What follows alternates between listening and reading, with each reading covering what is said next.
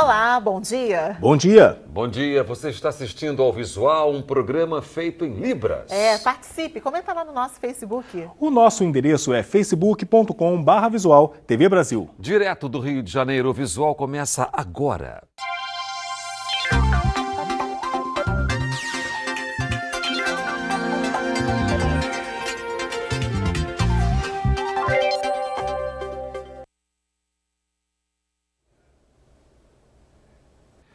O Brasil tem mais de 3.000 comunidades formadas por descendentes de negros que fugiram da escravidão. São chamados quilombos. Você vai conhecer agora um pouco da história de uma família que luta para preservar a identidade afro-brasileira. Dona Efigênia é mãe de santo, descendente de uma comunidade quilombola. Em meados dos anos 50, ela deixou Ouro Preto e veio para Belo Horizonte em busca de melhores oportunidades. Quando eu cheguei aqui não tinha casa, não tinha água, não tinha luz.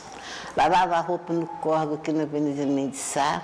Nesta área, nos limites dos bairros de Santa Efigênia e do aglomerado da Serra, vivem hoje 9 famílias. Fazem parte de uma comunidade, o Quilombo Manzo, Ungunzo, Caiango. E toda essa área, que antes tinha 2.000 metros quadrados, também representa a resistência de uma cultura em Belo Horizonte. Ao longo dos anos, os descendentes de quilombolas foram perdendo espaço, foram alvo da especulação imobiliária e da ocupação desordenada da cidade. Em 6 décadas, esses quilombolas urbanos perderam mais de 70% da área em que moravam. O pomar para o cultivo das ervas e hortaliças já não existe mais. As plantas agora estão na área de serviço e dividem espaço com a máquina de lavar. Na medida que os quilombos foram perdendo os seus espaços, nós fomos buscar socorro ao poder público e aí descobrimos que era que nem nós, elas pertenciam a essas terras. Então, assim, são terras que não têm donos, mas que a gente tem conhecimento que são nossas. O maior desejo da comunidade e da Cássia, que é filha da mãe Efigênia, é a regularização do terreno. Há anos eles lutam por isso. Com o reconhecimento, podem ter acesso às verbas públicas para a preservação da identidade do quilombo. Tem tanta terra, por que não me dá esse pedacinho que eu lutei tanto para adquirir ele? Ações preventivas do poder público em parceria com a população conseguiram reduzir em 50% o número de pessoas com dengue no Espírito Santo. No quintal do seu Carlos não tem lixo, não tem mato e os tonéis ficam sempre tampados por tela. Eu conservo assim tampado para evitar o mosquito da dengue, né? Porque os comentários é geral, né? Que tá direto. Ganhou nota 10 da equipe de combate ao mosquito da dengue. Enquanto o Brasil vive uma epidemia de dengue, com quase 750 mil casos da doença, de acordo com o Ministério da Saúde, o Espírito Santo vai na contramão. Por aqui, ano passado, foram registrados 12.458 casos da doença. Este ano, pouco mais de 6.500, uma redução de quase 50%. Na capital capixaba, os agentes sobem os morros da cidade para vasculhar casas e terrenos abandonados, mas o trabalho nem sempre é fácil. 30% dos imóveis de Vitória, ou seja, a cada 100 imóveis, 30 imóveis a gente não consegue adentrar e fazer vistoria e eliminação. Em Cariacica, município da Grande Vitória, um exército entra em cena para o combate ao mosquito. Agentes visitam casas, larvicida biológico é aplicado nos valões, carros fumacê circulam pelas ruas e onde os veículos não passam, entram em cena as motos. Houve uma redução de 65% dos casos notificados. Isso aí reflete todo um trabalho que a gente vem fazendo, onde nós temos várias frentes que atuam no combate ao mosquito, à larva, né?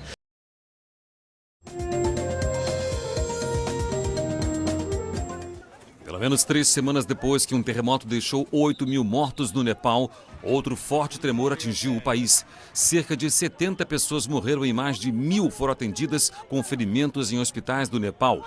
O novo tremor também deixou vítimas na Índia, onde pelo menos 2 pessoas morreram. E há relatos de que foi sentido até no Afeganistão. O epicentro do terremoto, de 7,3 pontos na escala Richter, foi próximo à cidade de Nanj Bazar, um dos pontos de acampamento do Monte Everest. Pela proximidade com a montanha, a região ficou em alerta para a possibilidade de novas avalanches.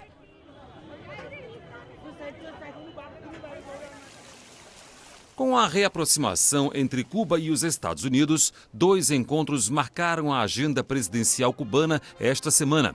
No domingo, o presidente Raul Castro se encontrou no Vaticano com o Papa Francisco. O encontro foi a portas fechadas e durou pouco menos de 1 hora. Castro agradeceu pessoalmente os esforços do Vaticano para a reaproximação de Cuba com o governo americano. O Papa confirmou uma visita à ilha em setembro, que será a 3ª visita de um Papa ao país.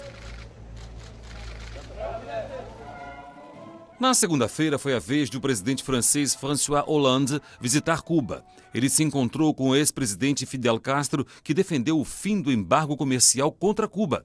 Hollande foi ao país com uma equipe de executivos e inaugurou uma sede da Aliança Francesa em Havana. Segundo Hollande, o objetivo é estreitar as relações entre os 2 países. E você já imaginou como é o pôr do sol visto de Marte? Fotos divulgadas pela NASA, a Agência Espacial Americana, mostraram que no planeta vermelho o pôr do sol é azul. As imagens foram feitas pela sonda Curiosity, que está em Marte desde 2012. Somente agora, a câmera de alta resolução da sonda conseguiu capturar o pôr do sol com um intervalo de mais ou menos 6 minutos entre as fotos. Segundo a Agência Espacial Americana, são as finas partículas da atmosfera de Marte que causam o tom azulado. Vamos mostrar agora um exemplo de economia de água que vem de Alagoas. É um sistema para reaproveitar a água do ar-condicionado dos ônibus. Viu? É, Davi, barato e com resultado comprovado. Todo o Brasil vive uma grande crise de abastecimento de água. Em Alagoas, a situação não é diferente. As ações que promovem uma maior economia dos recursos naturais viraram quase que uma obrigação.